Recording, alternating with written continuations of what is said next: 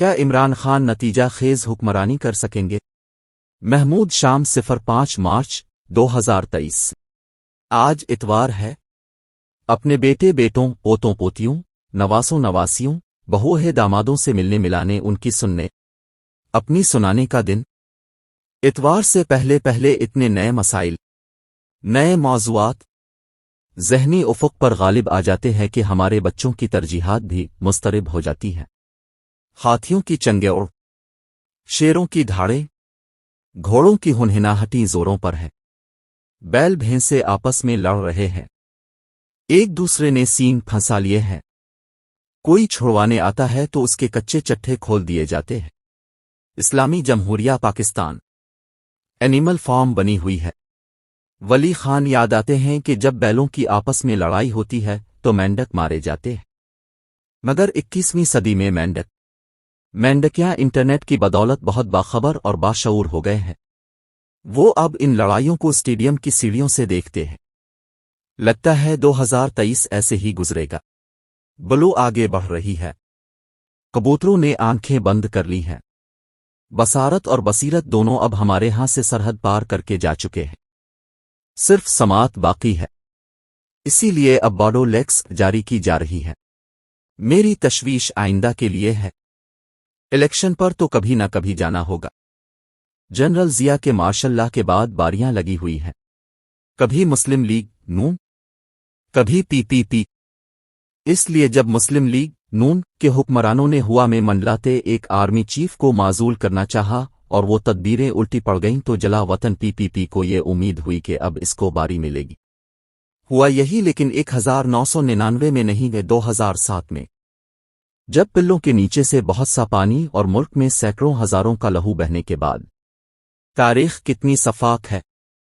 پی کو حکومت ملتی ہے، کبھی اکثریتی صوبے مشرقی پاکستان کے قتل، کبھی پارٹی کے بانی چیئرمین کی شہادت اور کبھی 2 مرتبہ وزارت عظمیٰ کی مسند سے خدمات انجام دینے والی محترمہ بے نظیر بھٹو کی شہادت کے بعد۔ تاریخ یہ بھی گواہی دیتی ہے کہ اس کو کبھی 2/3 اکثریت نہیں ملی، اور جس الیکشن 1977 میں ملتی ہے وہ احتجاج اور ہنگاموں کے بعد کالعدم قرار دے دیا جاتا ہے۔ ایک اور تاریخی حقیقت بھی ہے کہ 1977 کے مارشل لا کے بعد سب سے بڑے صوبے میں پی کبھی اپنا وزیر اعلیٰ نہیں لا سکی۔ ہر چند کے وفاق میں اس کی حکومت 3 بار بن چکی ہے۔ اب محسوس ہو رہا ہے کہ مسلم لیگ نون کو بھی پنجاب سے اسی طرح دیس نکالا دیا جا رہا ہے۔ اب جو سیاسی نقشہ نظر آ رہا ہے، جب بھی عام انتخابات ہوں گے پورے ملک میں صوبوں میں، اور ابھی چند روز بعد قومی اسمبلی کے 16 حلقوہے میں، تو جامپور کے مناظر دہرائے جا سکتے ہیں۔ سوشل میڈیا اب لاٹھی گولی کی سرکار دھونس دھاندلی سے زیادہ مضبوط ہوتا جا رہا ہے۔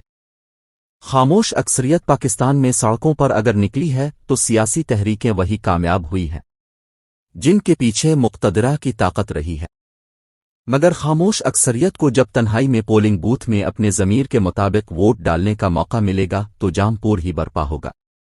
مجھ جیسے گنہگاروں کو فکر یہ ہے کہ ملک آہستہ جس خطرناک سیاسی، سماجی، اقتصادی اور اخلاقی موڑ پر پہنچ رہا ہے، اس کے بعد جب بھی عام انتخابات ہے کر کوئی پارٹی برسر اقتدار آئے گی تو اس کا کپتان اس ڈولتے بحری جہاز کو کیسے سنبھال سکے گا؟ گزشتہ 40 برس کے زخموں، ضربوں اور چوٹوں کا اندمال کیا 5 سال کی مدت میں ممکن ہوگا؟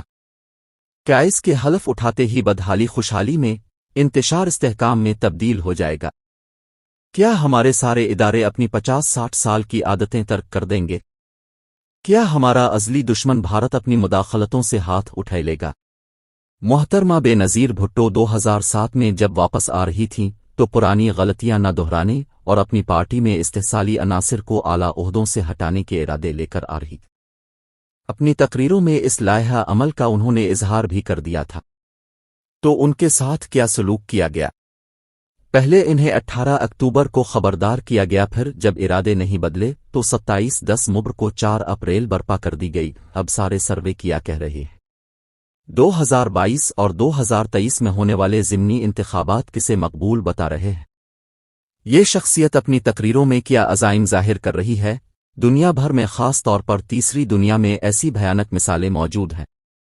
پہلا راستہ تو وہی ہے کہ ملک کے لیے ایسے پختہ ارادے رکھنے والوں کو جسمانی طور پر الگ کر دیا جائے۔ اللہ کرے ایسا نہ ہو کہ اس سے ملک کے لیے زیادہ خطرات پیدا ہو جائیں گے۔ اب سوال یہ ہے کہ معیشت، زراعت، سیاست جن خدشات میں مبتلا ہے، ملک پر قرضے جتنے واجب الادا ہیں، شرح سود جہاں پہنچ گئی ہے، طویل حکومتی تجربے رکھنے والی 2 پارٹیوں سمیت 13 سیاسی جماعتیں اور ان کے سرپرست بھی معیشت سنبھالنے میں کامیاب نہیں ہو سکے۔ وقت مٹھی سے نکلا جا رہا ہے۔ ایسے میں متوقع انتخابی فاتح عمران خان کیا اچھی اور نتیجہ خیز حکمرانی کر سکیں گے؟ ان کا گزشتہ حکومتی تجربہ قابل فخر نہیں ہے۔ اگر یہ مقتدرہ کے دباؤ میں تھا تو اس کے اچھے فیصلوں اور پالیسیوں کا سہرا بھی اسی طاقتور شخصیت کے سر ہوگا۔ اب ہم درد مند پاکستانی کیسے اعتبار کر لیں کہ $300 پہنچا ہوا روپیہ واپس 50-60 پر آ سکتا ہے؟ شرح سود کم ہو سکتی ہے، IMF سے نجات مل سکتی ہے، مہنگائی کیسے کم ہوگی؟ غربت کی لکیر کے نیچے گئے 6 کروڑ کیا صرف احساس پروگرام سے اوپر آ جائیں گے؟ کیا صرف اب کے برسر اقتدار آنے سے فی ایکڑ پیداوار بڑھ جائے گی؟ ملوں کی چمنیوں سے دھواں نکلنا شروع ہو جائے گا، بجلی کے نرخ کم ہو جائیں گے، ماؤں بہنوں بیٹیوں کے ساتھ زیادتی ختم ہو جائے گی، قانون سب کے لیے یکساں ہوگا۔ آزاد میڈیا کو اب کس حد تک برداشت کریں گے؟ ملک میں انتقام کی جگہ مفاہمت کی ضرورت ہوگی۔ آپ اگر مفاہمت کریں گے تو لوگ کہیں گے آپ